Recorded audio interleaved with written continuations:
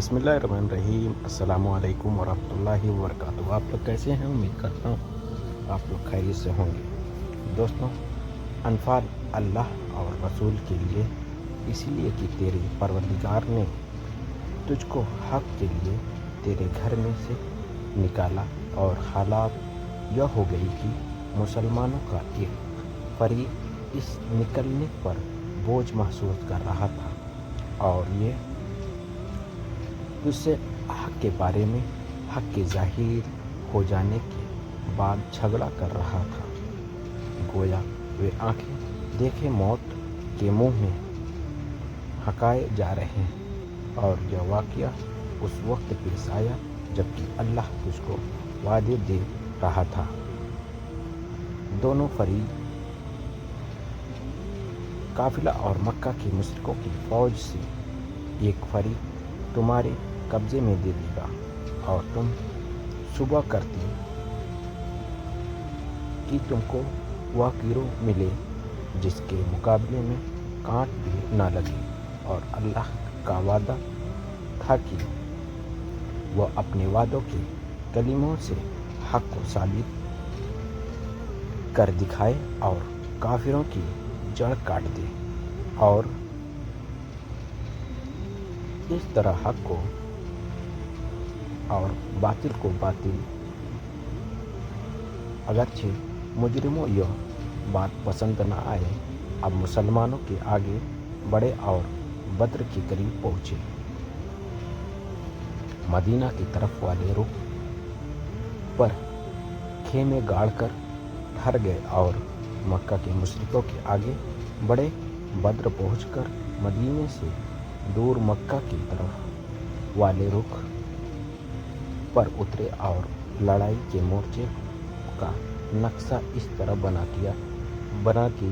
مسلمانوں اور مشرکوں کے آمنے سامنے تھے، اور ابو سفیان کا قافلہ اس وقت ساحل کی طرف نیچے مکہ کے مشرکوں کی لشکر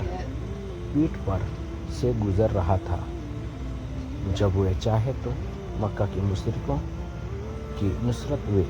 مدد کے لیے روک ٹوک آ سکتے تھے اور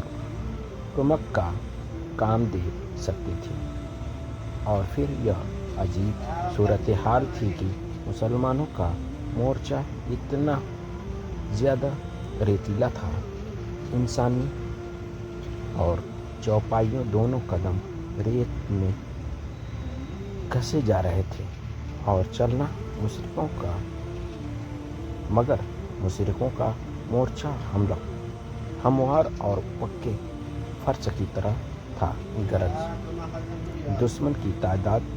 میں 3 گنے سے زیادہ، لڑائی کے سامان پوری طرح مکمل، آنے جانے کے سادھنوں پر پوری اطمینانی، رکنے کی جگہ بہت عمدہ، اور ان تمام باتوں کے ساتھ قافلے کو کم کے آسا تھی کہ ہتھیار کا نام، سواریوں کی گنتی نام کے لیے ٹھہرنے کی جگہ، اس درجہ خراب اور ان تمام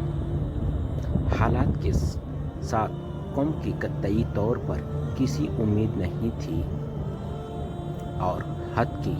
دشمنی پانی پر قابض، اور مسلمانوں اسے محروم ظاہر ہیں۔ ایسی حالات میں اگر مسلمانوں کو ان کی ذاتی رائے پر چھوڑ دیا جائے تو ان کی عقل ظاہر کو دیکھ کر اس کے علاوہ اور فیصلہ کر سکتی تھی۔ وہ اس وقت کو ٹال دے اور دشمن سے کسی ایسی دوسرے وقت کے لیے جنگ کا قول و قرار کریں۔ دشمن کی طرح ہر حیثیت سے جنگ کے لیے تیار ہوں۔ چنانچہ اسی بنیاد پر مسلمانوں نے جعفران گھاٹی میں مشورہ کرتے وقت شروع میں ہی کہا تھا کہ مگر اللہ کی وحی ذریعے، چونکہ نبی اکرم صلی اللہ علیہ وسلم کو یہ معلوم ہو چکا تھا کہ خدا کا یہ وعدہ کہ تم کو آر اور نفیر دونوں سے ایک پل مسلط کر دی جائے گی، صرف اس شکل میں پورا ہونے والا مسلمان مشرکوں کے لشکر نفیر کا مقابلہ کرے اور حق و باطل اس لڑائی میں مسلمانوں کامیاب اور مشرکوں ناکام۔ نامراد اس لیے مسلمانوں نے پیغمبر کی مرضی پا کر ہر قسم کی بے سر و سامانی کے باوجود خود کو پورے شوق کے ساتھ فداکاری کے جذبے کے ساتھ پیش کر دیا۔ ایسی صورتحال کا قرآن نے اس اثر بھرے ڈھنگ کے ساتھ بیان کیا۔ اگر تم اللہ پر اور اس کی غیبی مدد پر یقین رکھتے ہو جو ہم نے فیصلے کر دینے والے اپنے بندے پر نازل کی، جبکہ فوج نے ایک دوسرے کے مقابلے میں آ کھڑی ہوئی، تو چاہیے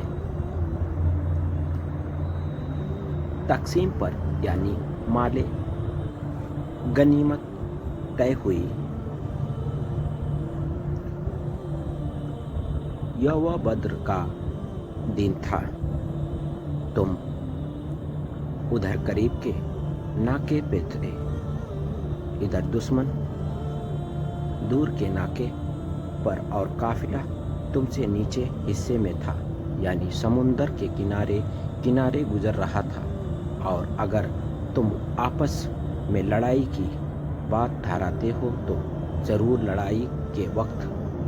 کے بارے میں تم اختلاف کرتے، کیونکہ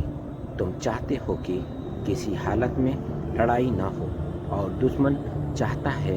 کہ ضرور لڑائی ہو، یعنی تمہیں دشمنوں کی بھاری تعداد اور اپنی بے سر و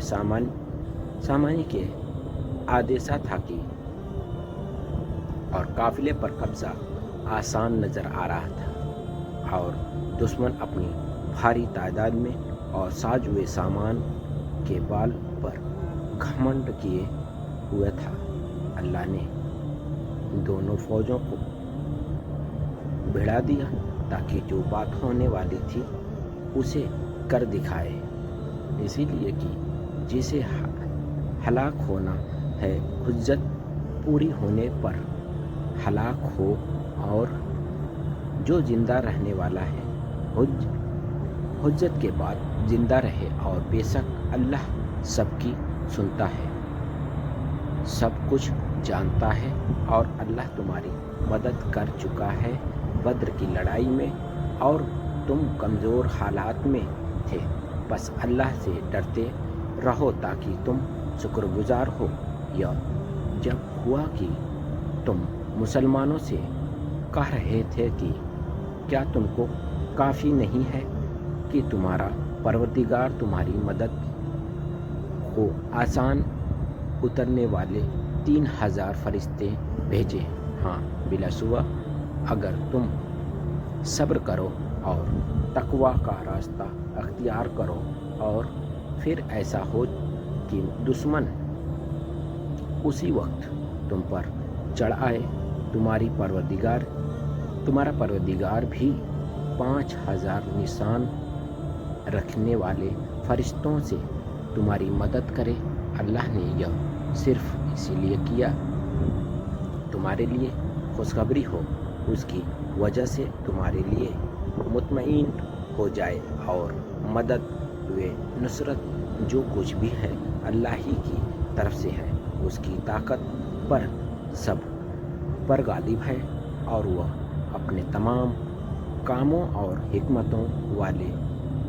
اور ساتھ ہی اسی لیے تاکہ حق کے انکار کرنے والوں کی جمعیت و طاقت کا ایک حصہ بیکار کر دے، انہوں نے اس درجے ذلیل و خواص کر دے،